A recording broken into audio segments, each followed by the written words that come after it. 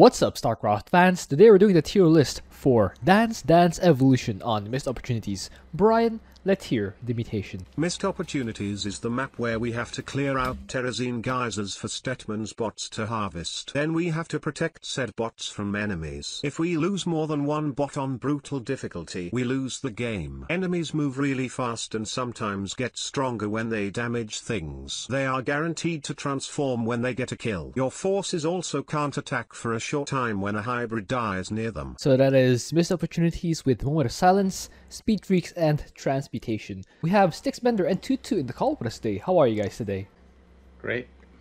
Doing pretty good. Alright, Twotuuu, how will we rank the commanders this week? Commanders who have like static defense that can good static defense on the offense will be ranked a bit higher, since enemies that turn to hybrids won't be an issue, as big of an issue. Moment of Silence doesn't affect structures, and yeah, so that's the main thing. So even if they transmutate into heroic units, you can still continue fighting. And commanders who can deal a lot of AoE and kill like entire attack waves in one shot will also do well, because that way if the enemies are dead, they can't transmutate. Yes, offense is the best defense. How about you, Sticksbender? The big concern, of course, is going to have to be making sure that, one, things don't try to take it out of control, and two, dealing with the fact that they have speed freaks on Missed Opportunities, which is a map where the attack waves don't exactly spawn that far away from the objectives that you're supposed to be trying to defend. Yes. So that's not the most convenient thing ever. Yes. Aside from that, it should be basically just, it's just those two things. Just don't let them get huge evolutions going, and don't let them just get the bots instantly destroyed by the fact they practically spawn on top of them and have speed freaks. So you need mobility and fast wave clear. Alright, let's begin. To be in place at once. Abathur, where do we have him? He has defense against the first wave, which is important, because if you have nothing at 3 minutes, you will just die. If you try to get a quick brutalist, you might have some bad luck with RNG, the transmutations, or the locusts that spawn. Oh yes. And if you somehow run out of nests or something, and the speed freaks enemies run to your base, you might just die, since your roach might not be able to take care of it, since roaches attack so slowly. Once you get a brutalist, it will be pretty good, and late game you have vipers to also stall in case there are lots of or if there are multiple hybrids. I put Abathur in B because there's a chance that you ruin everything in the early game. How about you, Sticksbender? I'd say that probably makes sense. In the long run, Abathur is going to have an okay army, because it's just quite high damage when it gets all that biomass. But he definitely could ruin everything in the early game, and also could get caught out by the whole, wave spawning and walking really fast. He doesn't exactly have spectacular mobility outside of his brutalisks, and if the 3 brutalists can't solo the wave, if it's like a comp where the wave can actually manage to evolve into your 3 brutalisks, then you're gonna have problems. How viable is it just to hybrid farm on this map using swarm hosts? Moment of Silence makes hybrid farming just not a thing anymore. Alright, so just to be clear, we are recommending either no prestige or tuddling horror here, right? I will use P0 and air. Oh, okay. So you will use Mutalisks and Guardians. Just because you need something that moves. Cool. So Sticksbender, what letter? I think B is probably fine. All There's right. an argument he might need to be a little lower even, but I don't think he's quite that bad. I actually had him in A because of the Vipers. If they can't attack, they can't transmutate. But both of you had him in B, so let's put him in B. Alarak, where do we have him? Alarak has We assume P3 here, right? very good. Shadow of Death. Probably, I guess. Yeah. I don't see any reason you'd particularly want a different prestige instead of P3. Yeah, we just want to make that clear because I have been getting requests to recommend the prestige, so I'm just trying to implement that. The default prestige for Alarak should basically be P3, I'm going to be honest with you. You could just kind of take that as being the default. Yes. And in this case, yeah, he doesn't have any particular want for specific prestige, so use his default best prestige of P3. He has good damage output. Yes. He has a pretty strong early game. He can delete hybrid from out of side of the range of Moment of Silence with Ascendance, but that's not obviously very consistent and unreliable. So like you don't want to be farming hybrid. If multiple hybrid appear, it's going to be very risky, but you can get away with it. So you're not completely dead just yet when it happens. So with all that damage, the biggest problem basically is going to be mobility, because, well, one, his psi orbs are a slow moving projectile, and if the enemies are just sprinting through them, they're just going to get on top of you and kill you. And you have to be very proactive with shoving them back with Alarak's destructive wave. Destruction wave, yeah. And then the other concern is that you're going to need to worry about just the fact that you won't necessarily be able to get to the objective in time to save it, and that obviously is bad because then you die. Can't you just stall with pylons and overcharge? Well, the problem is that, one, that doesn't necessarily stall very long against some comps, and two, they might transmutate shooting the pylon, which isn't great. Cool. So letter. I think he can probably still be A. Yeah, I thought so too. How about you, Twotuuu? Overcharge will be the main, the safest hybrid killer, because like Alarak still eats supplicants when he's affected by Moment of Silence, right? I'm not sure. He does. I don't think he's gonna die. So you just like continue. You let your overcharge kill the hybrid while Alarak's just kind of hanging around taking hits. If you're on top of your ascendant micro, you'll do just fine. And if I would say that for every commander, regardless of which commander you use, you should like know the timings of the waves so that you can be ready for them before they come. You know like basically where they're going, or like in general where they're about to spawn, so you can fight them. Yes. I put Alarak in A as well. All right. Because he has good AoE. That's unanimous. I actually had Alarak as a potential S candidate because Ascendants are really good. I agree with A though. I'm perfectly okay with A. But what I do personally with Alarak is I have two control groups of Ascendants, because I mean in the later game, in the 4th and 5th set of bots, because at that point the attack waves can just come from two opposite ends of the map, and you need to be ready in case your ally is not there. But we all are good in A, so let's have him in A. Arcturus, where do we have him? He has bunkers, so I'm assuming default prestige is P3. He has bunkers and ESOs. So ESOs will weaken enemies or kill them.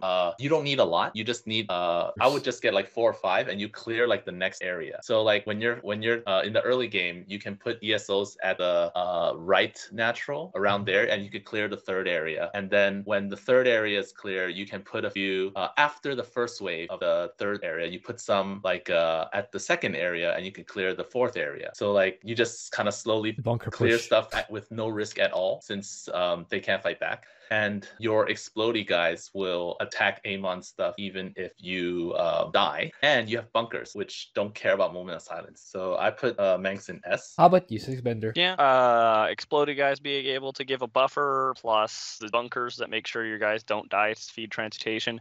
The big problem is going to be that you really are reliant on getting those bunkers up. So like make sure you do that. But as long as you do that, yeah, Manx is very much good here. So S? Cool. I had him in A, but sense. both of you had him in S, so let's put him in S. Artanis, where do we have him? So Artanis is a bit interesting. He has one very, very big strength going for him, and that being that his transmutation denial button, the shield overcharge, will just completely turn off transmutation for a temporary period. Yes. Which is obviously good, because basically how that works is whenever a unit takes damage from the shield overcharge shield being damaged, transmutation just won't count that damage as being a thing that happened. It just pretends that didn't happen. Yeah. So what you can do is whenever a big fight is happening, you just pop shield overcharge, your entire army has that, and almost nothing will transmutate for Amon. And so you can just, make sure that you don't have to die to problems. Which prestige do you recommend? 3rd one, right? Probably the 3rd one for more shield overcharge being available. Another important note for Artanis is that he does have solar bombardment, which is useful on this map because after each set of bots, there is a very large attack wave. Plus, during the 2nd set of bots, there's just a very large wave going for the bots from usually the left side, but sometimes not. There's just very large waves going for the 930 attack wave. So you can have solar bombardment for that. Make sure you save solar bombardment for that. It's the very annoying timing of the 930 bot problem that has to be at exactly that timing. Thanks, Blizzard, on this map. It's a huge pain. Maybe you can just use Archon dudes for that, or I don't know. You could. It's ideal to have both, but not mandatory. So you can always just use Archon dudes. So Letter. probably could be somewhere in. I could actually see Artanis being somewhere in A. How about you two? How about you two too? I think the overcharge is overrated. Like it's good, but he's bad against the other two, and like very bad against the other two. When you're not, and if the comp is like Zerglings or something, then you have to. You have to Adds make a lot. zealots. Yeah. For the first wave, you have to use Archon dudes, but if you like waste them, then you're gonna have fewer for later on. You can't just drop 5 dudes every time a wave comes. Yeah. So you have to like delay Archon drop. While Save your you build energy. up. Yeah, you gotta save your energy. No, delay as in like you drop one, wave to the next wave, drop one, Yeah. and then you do that. But if the enemy comp is like a strong one that doesn't get wiped out by one Unbound Fanatic, then you gotta use 2, and then you might not have enough for like the later ones. And if you drop Archon dudes a lot, then you have less shield overcharge. Yeah. So I think he's extremely enemy comp dependent. So if you're fighting Zerglings, a lot of them, there are so many things. Every time they hit, there's a chance they transmutate, and there's so many of them. So I put Artanis in D. Wow. Because I think he's not very good. I can see him like a little up higher depending on the enemy comp, but I don't think he's very good for this one. What do you think, Sticksbender? I agree that there's definitely a fair bit of comp dependence here, but he's definitely not as low as E. Let's see. I think that it's probably somewhere in the B or C range. Like, because A range would kind of imply he's good against all comps, which he's not. He's A against comps that he's good against, I'd say. Probably. I think that for the most part, it's not actually that bad for rougher comps here. I think that he can be B personally. I actually had him in B, but Twotuu's D rating is really concerning. D is usually reserved for really bad ones. I'm actually willing to go right down to C, but D is kind of steep for me. Why is he as low as D? To like D seems to be for dreadful commanders. Seems he not... like if you're not on top of everything, you're gonna. If you mess up just once, it's like over. I can see that for a few commanders, like Nova. For example, for like if you use your shield overcharge and you don't have it for 1530, you're in trouble, right? If you use shield overcharge because the 1415 wave has hybrid and you used it there, you won't have it for 1530. And then the 1530, you need shield overcharge plus solar to stop them. Otherwise, they'll just run past your solar because they're so fast. So a single solar is not good enough, and you have to like hold them with your shield overcharge. If you didn't know that, then they're gonna transmutate, or like your solar is not gonna be as effective as you think. I think it's fine to assume that most people would know to save their solar for the 15-minute wave or the 1530 wave. No, you save it, but if you don't have shield overcharge because you used it before, because like cooldown management, it's not saving the solar. It's the 1415 wave, the one that spawns next to the bots, so it's going to be at 1415 when you're engaging it, whereas the 1531 is the one that spawns in the enemy base, so it's going to be like 16 minutes when you're engaging it. So there's still time for. Still takes a little while for it to actually move from the enemy base. I think your shield overcharge should be available for both. The unforgivingness of committing a mistake seems like it's something that can make others reconsider choosing Artanis, but in situations where players do know what they're doing, I think B could be fine. But how about we do a B star? Right? He can be as good as B. But there are plenty of mistakes that you can make that could lower him down if you are not on top of your game. How about a B star? Okay. B star, okay, Sticksbender? Okay, we can work with that. We can go with that. All right. Dehaka, where do we have him? Pack leaders ignore moment of silence, I believe. Because I think so. Because of course they do. Yeah, so that's already a huge deal. Wait, do they? Even if they transmutate, they're gonna fight. You're basically gonna send in creeper hosts, snipe stuff, and then you have lots of minerals for primal worms. Primal worms are structures, and they can just teleport basically deep tunnel to combat and fight off whatever hybrids are left. And Dehaka can also eat a hybrid and then summon a pack leader, and you don't care about moment of silence. So I put Dehaka in S. How about you, Sticksbender? I'd be a tiny bit skeptical of his early game, but not enough to like argue with. Like Dehaka is probably somewhere in the S area. He's pretty good. Okay, I had Dehaka in A, but both of you had him in S, so let's put him in S. Fenix, where do you have him? He's not great against Transmutation here. Without Speed Freaks, he can be okay against Transmutation, but with Speed Freaks, yeah, there's probably going to be issues. And without Moment of Silence, he could be okay because Keldalis could just eat Hybrid for breakfast, because Keldalis kind of does that. Unfortunately, you can't eat Hybrid for breakfast because there's Transmutation, and you're just going to end up with the Hybrid becoming, the Hybrid becoming something you can't deal with because you can't attack because you've been Moment of Silenced. So, he's bad. I think he's probably going to be somewhere in like C or D, I would expect. How about you, Twotuuu? Because of Moment of Silence, he's bad. Or like the combination of those two, he's not that good. If it's a ground comp, he'll do better, but not necessarily great. I suggest putting Keldalis on a hotkey so that you can send him in to finish off a hybrid while the rest of your champions move away. I'm assuming P2 because you get fewer units hit by Moment of Silence. Network admin. P3 is also doable because if they die, then you get a new dude who's not affected by Moment of Silence. But so P2 or P3. I think C is fine. All right. Actually, I had him in B, but both of you say C, so let's put him in C. Han and Horner, where do we have him? So they're interesting. They have top bar, and top bar is good at sniping stuff, but the enemies are so fast that it's really hard to snipe them. Yes. Magmines also can stop them in their tracks.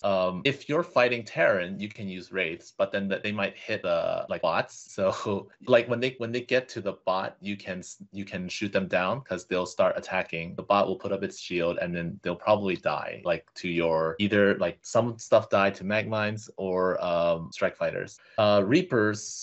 Not great because they feed Transmutation.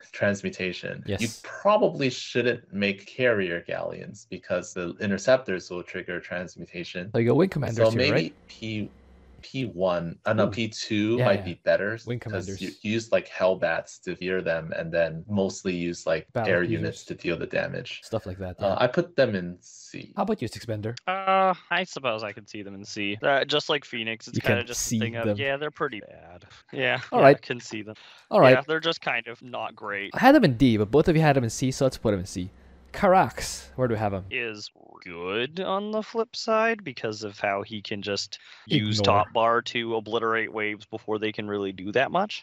His biggest concern basically is going to be against higher DPS enemy comps, which will give him the problem of they can actually, kill his stuff before he can, or they can transmutate before he can kill them all. But even then, it's kind of a matter of he can kill them fast enough. He just needs to actually manage to do so. In terms of like the just spam all the buttons kind of manage to do so. So I think that Karax should be able to just build buildings, glass the waves from orbit before they can transmutate, and probably make S because he doesn't worry about Moment of Silence. How about you, Twotuuu? I think P1 is good on this one. You get like an emergency button that like just The deletes panic everything. button. Yeah, panic button, and then all the hybrid that are around will just instantly disappear. As long as you spread observers to like, if you know like the positions to place monoliths to help you with the clearing as well, that would be even better. So you need like observers. Example would be like the top of the second area where there's like a ledge. Before you go down the ramp, you put like 3 monoliths there, and then you put observers to get vision, and then They'll you'll shoot down the start guys. shooting away at the stuff on low ground. Just have But you shield don't do that batteries. you don't do that early on. You do that when the third set is active. So Yeah. as long as the enemy comp doesn't have like a lot of immortals, I think you should be fine. So I put Karax in S. All right, unanimous S. So either third prestige or first prestige is good here, right? Yeah. So either Architect of War or Solar Celestial. Let's move on. Kerrigan, where do we have him? Kerrigan. So Kerrigan has very little defense for the first wave, which means that you're like close to completely relying on your ally, or else you are dead. Yes. Because you can't do like, you can have lots of spines, but if they're like circlings, then your spines will not kill them fast enough. If you can sim city your spines, but if you do so, then you like put yourself far behind in terms of economy. However, the early game will be like once Kerrigan comes out, you're pretty good to go. Omega worms are great for mobility mobility.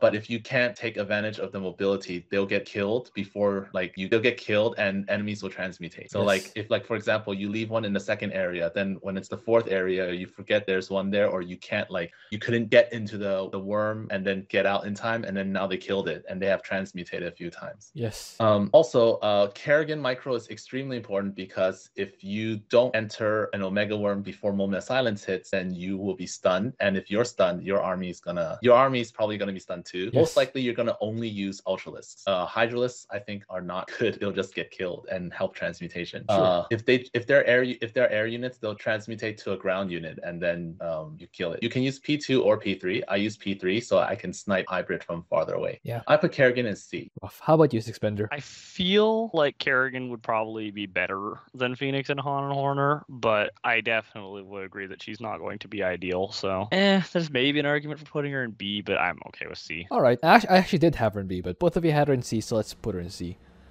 I was thinking she's B level, but because she can't do she can do almost nothing for the first wave, I dropped her one. Nova, where do we have him? She's also got problems with the first wave, I suppose, but she'll be at least able to handle the Marines. Nova's biggest problem is going to be, honestly, the speed freaks being a problem, I would think, because she has Raven turrets to hold them in place, but that buffer just doesn't last very long against some comps, and your biggest bet at surviving is going to be Raven Liberator, as per always. And Raven Liberator, when the enemies are going to be walking so fast, basically means you're hoping it's going to be a comp where they will actually not just eat the turrets in half a second and just run past Liberator zones. As long as it isn't, I should expect her to be fine. She's got good damage there. Basically, you're going to want P1, and you're going to want to just use Liberator Raven to just shoot the waves. Use your highest DPS comp and try to do standard execution. Twotuuu, how about you? Yeah, against ground comps and small comps with Marines or Zerglings, you'll just Nova shotgun will Assault just kill mode. them. Yeah, assault mode. But if it's a comp with mixed air and ground, then you want to make sure your Ravens are ready to seeker missile the air units while the Liberators shoot the ground units. And if you're not familiar with the patterns, then you want to just siege at every bot area and every possible area they can be at, and just leave them there while you control your Nova unit. And you can have a pair of tanks dropping spider mines just in case they get past that. I put Nova in A because she has a lot of ways to kill stuff before they even get you, and she can spend 200 minerals to dodge a moment of silence if necessary to continue fighting. That makes sense. What do you think, Sticksbender? Yeah, I'm okay with that. All right, I definitely had her in B, but both of you agree with A, so let's put him in A. Raynor, where do I have him? Raynor's pretty much going to have to use Spider-Mine. And I tried P1. It's terrible. It's just P1 is just, even against a weak comp, P1 gets overwhelmed so badly. You're gonna want Spider-Mines. If the enemy has air, then that's not good. But if they transmutate to something that's ground and then they run to a Spider-Mine, cool. I think Little Aaron said something because the enemies have speed freaks, they will run faster than the observer. So they'll get themselves killed by spider mines first. But spider mines are no longer invincible. So there are some spider mines, when they pop up, they'll get attacked. So they'll trigger transmutation, and that's not good. And they also get affected by moment of silence, I think. There's a huge risk in playing Raynor, so I put him in D. How about you, Sticksbender? The other note I'd make is that with spider mines against speed freaks, the AI will sometimes just not, for attack move, it will not refresh its check to see if there is a valid target there until after the spider mine has already blown up in their face because of the faster move speed. Yeah. So sometimes they will just sprint into the mine and die even if they have detection and have hit scan. So spider mines work really well against speed freaks. However, they get moment of silence. You're taking a huge risk for no reason by playing Raynor. If you wanted spider mines, Nova was right there. D makes sense. All right. I actually had him in B because of bunkers. I thought bunkers would be pretty good at holding with the upgrades, but alas, both of you say D, so let's put him in D. Jimmy's bunkers, even with upgrades, are really poor defense. How about upgrades and repairs? They're somewhere in the range of vanilla cannons. That's brutal. Makes repair workers stop repairing. That's true, that too. But You kind of don't have to fight. Oh well, if you both say D, let's put them in D. I think the repair you don't actually need to kill the hybrid before the rest of the wave. You can kind of kill the rest of the wave and then save the hybrid for last, so that the moment of silence doesn't really matter for the workers. But yeah, again, both of you say D, so let's put him in D. Stet boy, where do we have him? Okay, so Stetmann is going to be... I don't actually know what Stetmann's going to use here. Ultralisks, right? I don't know. Twotuuu, you should be taking Stetmann. I don't know I don't know Stetmann that well. All right, how about you, Twotuuu? Stetmann, you use Egorps. You use 2 Egorps, 1 or 2 Egorps, and then you use Ultraling. If you're against Terran, you use Lurkers, and they'll just die because they can't see you. So Stetmann is great, but if there are too many hybrid, it becomes an issue. Since like Lings, they have a shield, but they also die.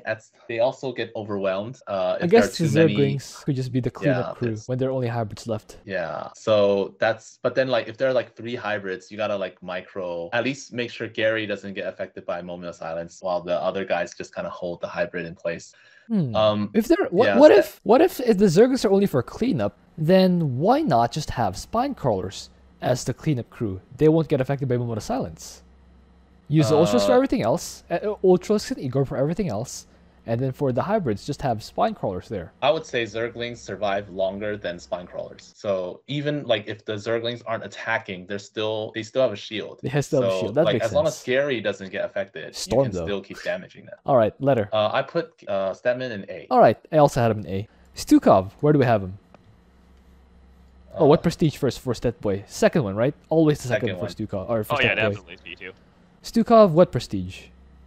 1. All right. P1, Diamondbacks, pretty much just Diamondbacks, and some tanks maybe. But like if the enemy has melee units, just Diamondbacks will be fine because you'll kill most of the Zealots or Zerglings. But if they have range units, because of speed freaks, they'll get shots on you even if you outrange them. Even with the slime, they will run fast and they won't hurt you as much as they normally would, but they get to hit you. And if they hit you, they might transmutate into something else. Yikes. And if the enemy has air, like a lot in the mid game, you don't have enough pulls to pull down all the air units if there are too many of them. Yes. Like so also the first wave, man, you have a bunker, but if you're fighting Zerglings, like the RNG of their transmutation is a huge factor. Because when I did this today, and I had to try again many times because the transmutation RNG wasn't good for the first wave. I had to SimCity my bunker just to live. This doesn't bode well for Stukov. Where do we have him? I put him in D. How about you, Sticksbender? You can't use Alexander. Alexander is just an emergency to clean up hybrid. If only hybrids remain. Also, I guess that goes as well for the spawn broodlings on the top bar. Yes, but you should get the infrastructure upgrade, because if you're gonna use it to stall longer, you might as well have a really good version of it. How about you, Sticksbender? Yeah, pretty much. You can't use half your top bar. The first wave is going to be really, really painful, and you just use Diamondbacks, nothing else. Yes. Past, the bunker you need for the first wave, and hope that it actually holds. All right, so letter D. All right, D for first prestige, Frightful Flesh Welder, and I'm guessing F for everything else, right? F for P3. Yes. F for P3. P0 at least has bunkers that can stop moment of silence. Stop the first wave. Let's be honest, past the first bunker, you probably just want only Diamondbacks. Yeah. Sure. Let's move on. Swann, where do we have him? Good news, everyone. The laser drill doesn't have to worry about moment of silence. Yeah. It nullifies speed freaks. Sort of nullifies speed freaks. Sort of. Another note is I have tried using floating factories against transmutation, which went exactly how you might expect. It doesn't work very well. You end up farming basically, which isn't healthy. Doesn't sound healthy either. Yeah, it's not very healthy. You're going to basically just want to use without floating factory. Very sad. Your clearing is going to be quite poor, but at least once areas are cleared, turret-based Swann with a laser drill will work quite well. Your turrets don't have to worry about moment of silence, and Swann turrets are very strong, so you won't have to, and they're very DPS oriented, not durability oriented, so they shouldn't have to worry too much about transmutation. If your turret wall is sufficiently large, it should just rip waves to shreds, all the mutators aside. It doesn't really matter. And the laser drill will, as we mentioned, kind of like if you take P1, it will kind of counteract the speed freaks. They'll counter each other so that both you and Amon lose your bonus. I think that Swann's in a weird spot. He could be really high tier, except for the fact that his clearing is just not there. So he's kind of like middling and would be really good if he just has an ally who can clear for him. Middling sounds like a C. I could see him in B. Okay, how about you, Twotuuu? I don't think his clearing is that bad. The hybrid that are on the map are reavers, and they don't hit air. So you can send a factory at them and then drill them down or something. But basically, I used P1, and I cleared each area with the drop pods. So the warbots clear areas. They are not used to defend because you don't need to. You have turrets. So you just clear the next area with warbots in advance. And then if enemies transmutate while fighting the warbots, you're fighting with the laser alongside. You're not gonna clear you're probably not clearing while the bots are like active. So yeah, I don't think its clearing is that bad. You still have floating factories. You just don't mass them like normal. The letter. I put him in S. S. Ooh, that's quite different. So yeah. what puts him over guys like Alarak and Stetboy? Static defense that can attack despite moment of silence. That's kind of what static defense means in this context.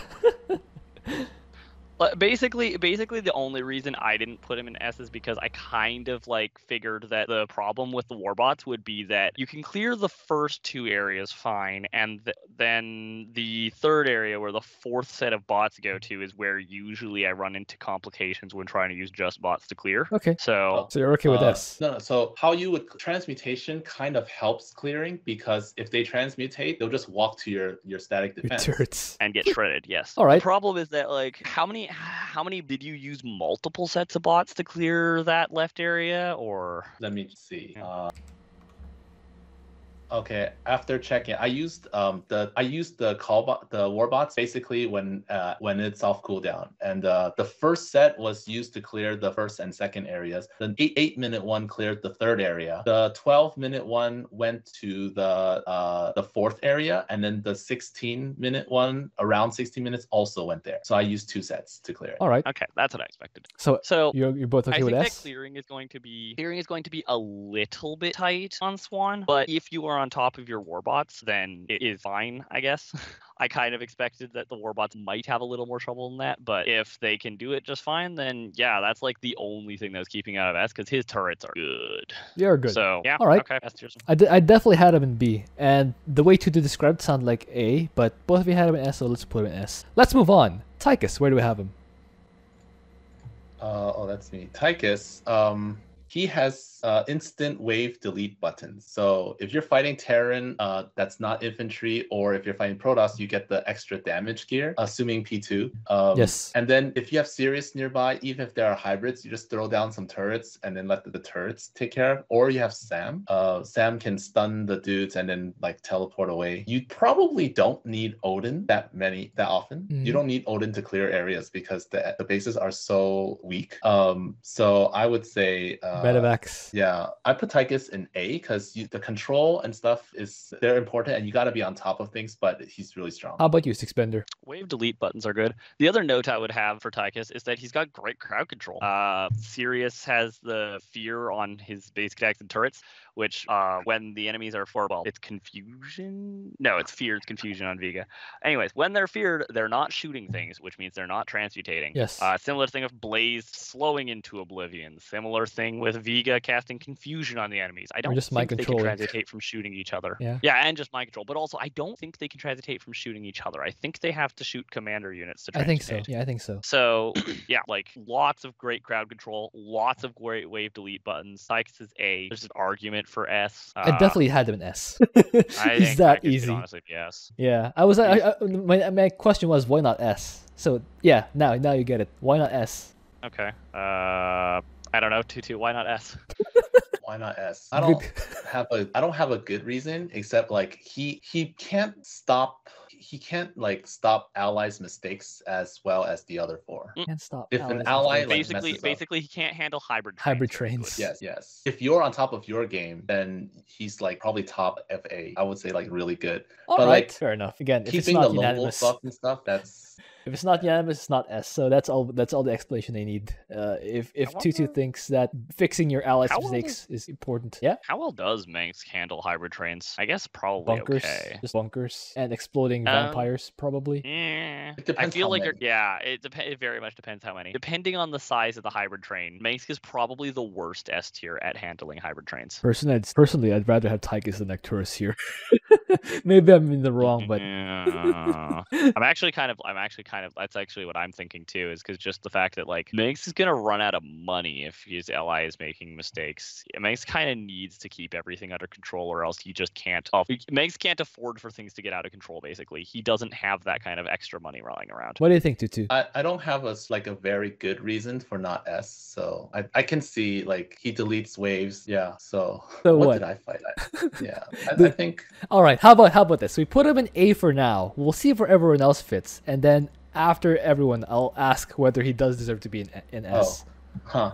I faced Shadow Tech and I got both bonuses. I forgot that. Look, Tychus is really, really good if you ignore the fact that your ally could create a hybrid train. Yes. I think basically it comes down to if we think that being able to stop a hybrid train is a requirement for S, then Manx should get out of S, and if we don't think it is, then Tychus should get into S. Okay. I don't think it should be. So I think you can put him in S. All right, there we go. Vorazun, where do we have him? Vorazun is very, very comp dependent. Against some comps, specifically Terran ground comps, because Terran does a terrible job sending eyeballs and, things are on the ground, so that at Dark Templar, Vorazun's going to be amazing. Against most other things, she's going to suffer horribly. If it flies, then a lot of the flying comps will be a problem. You might be okay against Terran air because they will only send detection later, and Corsairs are, in fact, invisible, but it'll still be shaky in the early game while you're scrambling to get those Corsairs out. Against, obviously, as always, Phoenix Adept on this map is going to be kind of a joke because of the fact that it doesn't know how to shoot the bots, basically. So it can shoot the bot slowly, and it will transmutate on the bot, so you can't ignore it like you can on some mutations. But it just gives you so much more time to get everything together and then black hole and then kill everything. So that's also a comp that Vorazun can do okay against. Against Zerg comps, you're going to suffer horribly. Against most Protoss comps, you're going to suffer horribly. Yeah, it's basically she's either like somewhere like A-ish against a comp she's good against, D-ish against a comp she's bad against, maybe C, because all right, Time Stop and Black Hole are pretty good, but like I'd say she's probably in the common Vorazun predicament of A against comp she's good against, C against comp she's bad against. Sounds like something I say about Vorazun a lot. The letter. You can put her B, I guess. How about you, Twotuuu? I put Vorazun in B for the same reason. So basically, yeah, I Unanimous. don't have much to add. You can use stasis wards for later on to slow them down a little. That'd be effective. We assume not Shadow of Death. Keeper of Shadows Prestige. Yeah, the third one. Yes. The scaling on that is just so good. Zagara, where do we have him? So P1 is good here. You just throw Banelings and Scourge. You throw Banelings and Scourge at the waves and you delete them. Yes. You make Zerglings with all their upgrades in case they're a hybrid, because once they're hybrid, they don't transmutate anymore anyways. So you knock out their armor and take them out and stuff. Enemy comp doesn't matter too much. I would say AoE is a problem, but yes, they might transmutate once Corsairs. and then die to another Baneling. Yeah. So letter. yeah, I put Zagara in B because if you blindly F2 and stuff with your Zerglings, you're gonna cause trouble. But like if you're disciplined about like how many bent Banelings to send, especially if there are hybrids involved, like 15-30, then you can do pretty well. And I'd suggest putting bio launchers in certain areas, not a lot, just a few, so that, and some spines, just like in case. I put spines, I put bio launchers, like 4 of them at the right natural, so that like they can be used for the 5th set of bots as well, and against the 15-30 wave. How about you, Sticksbender? Yeah. Basically, Banelings and Scourge are a relatively easy way to be able to do at least okay against things here. Making bio launchers are a strong stack defense, so they can help with just having just like a breaking point where if something gets out of hand, it'll slam into the turrets, and as long as it's not too many hybrid, then you can actually handle it there. All right. So B makes sense. Yeah. I'm gonna sound a bit silly here. I had her in S because of the Banelings. They're really good. I can see that they're not. I can see that they're not S, but how about A star? If you control it properly, Like, it's not difficult to just box select a few If you banelings control it and Scourge properly, at a time. and then if you control it properly, and then one wrong storm takes out a chunk of banelings and transmutates that guy into a problem. Sounds very specific. and I bet that happened to you. Yeah, I've had problems. Of course. Yeah. I mean, it's speed freaks, so it's not like it's like They're gonna run faster into my banelings loving embrace. the other problem is that with Moment of Silence, that's obviously going to be really bad for Zagara, because if your Banelings and Scourge get Moment of Silence, they're just going to sit there and die. Well, and they at die, that and then they point- create splitters, which can explode. Yes, but those explode for a single drone attack. What's going to actually happen is that they die, and then we suddenly realize, oh, we have like a couple hundred units here, especially since the splitters are each, 2 more units. And next thing you know, there is a hybrid train of like 40 hybrid, and also a bunch of carriers. I don't think that's really a thing. But that sounds That is super a duper thing. specific. It's a Super thing. thing. That is really a super thing. It's a big problem.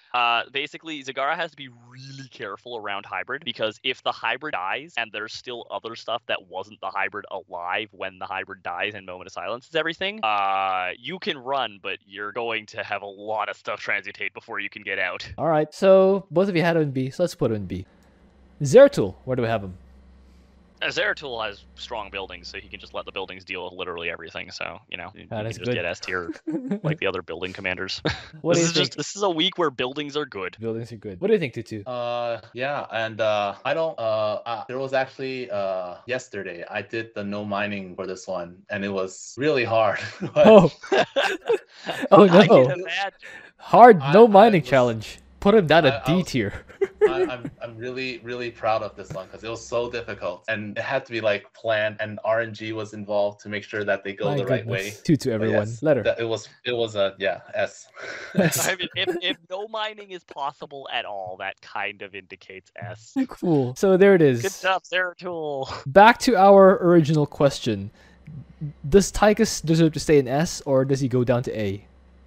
No, I think he's fine there. All right. Yeah.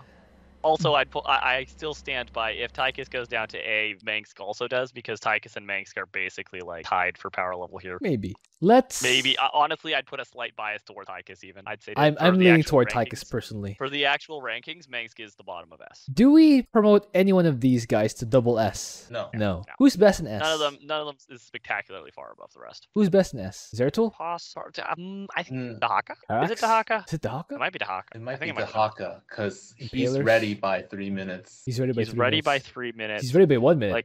Like okay, technically Karax is also ready very early. Like Swann, Karax, and Dehaka are kind of like a step above the other 3 in S. That's why I'm because- asking double S, but I don't know. I don't know. We'd have to like put a double S that has half of the S's in it, and like it would make more That sense makes almost to sense. like demote everyone else down a tier and then put a wedge a tier between A and S and basically say that's our new A. Like But I don't think like they make it so easy that you don't have to do much. You still Yeah. have to do work. That you makes still have sense. to do work. It's just that the first, basically half of these guys don't have to worry about the first wave even being that bad. So- the other half actually have to fight the first wave, but it's not hard. So we have Dehaka, Karax, and Zeratul?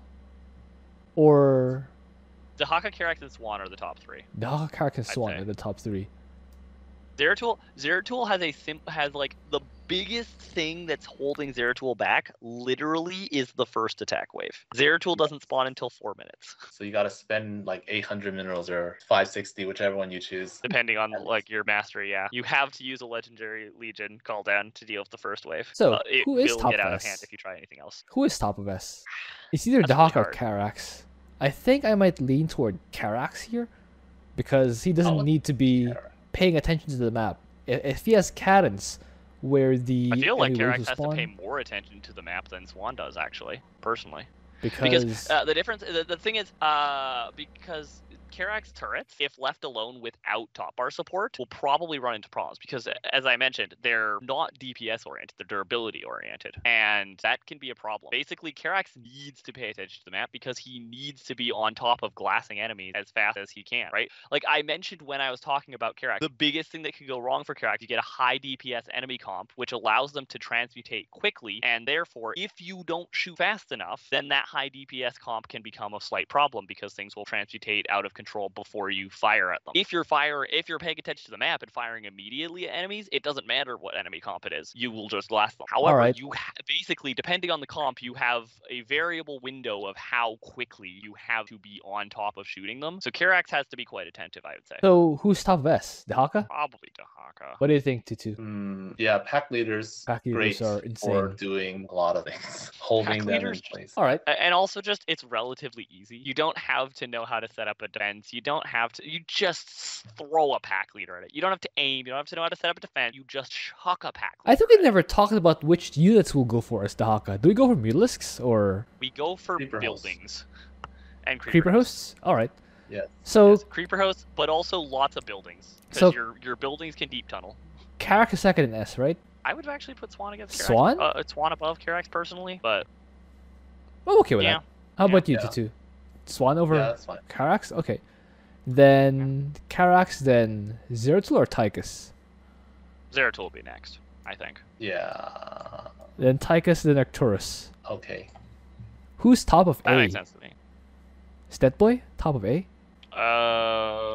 He's the easiest one, as long as you pay attention to Gary himself. Yeah. Then we have Alarak next, Yes. and then He Nova. fights air better than Nova does.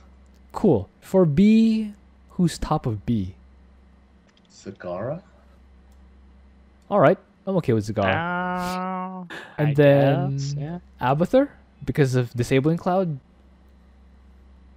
Abathur would make sense to me, I suppose. Yeah. Okay. And then Yeah, Vorazun. Abathur kind of has inevitability.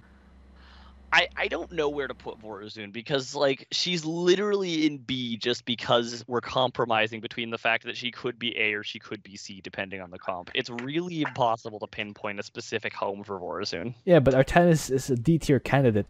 We just have a star on him. I So, guess like- so. Fair enough. We can put Artanis at the bottom of B. That makes sense. And that way we don't have to worry about where Vorazun goes. Exactly. Who's top of C? Kerrigan, right? Kerrigan. Kerrigan. Not close. And then Fenix, Phoenix. then Han and Horner. Yes. Yeah. D, Yeah, makes sense. Raynor is better than Stukov here, right? Oh yeah, totally better. Wait, Diamondbacks though. Spider Mines. Oh yeah, Spider Mines. All right. Also being able to defend the first wave Being able to fight the without first wave. needing Yes. a miracle. Yes. Yes. That makes sense. Stukov literally needs a miracle to hold the first wave. He's Yes. an ally to hold the first wave. Also, Jimmy can actually use his heroic battle cruiser. That's true. Jimmy has all his top bars available. And by the way, like under normal circumstances, Hyperion and Alexander are pretty close in power level, but are both extremely strong top bars. Here, the Hyperion continues to be an extremely strong top bar, and the Alexander just is a detriment. What So do you that's mean? Bad. Alexander's a great top bar for Amon. Yeah. So basically, yeah, Jimmy's definitely better than Stukov. All right, so this is our tier list for this week. Guys, watch Twotuuu and Sticksbender's channels. I will link them down below.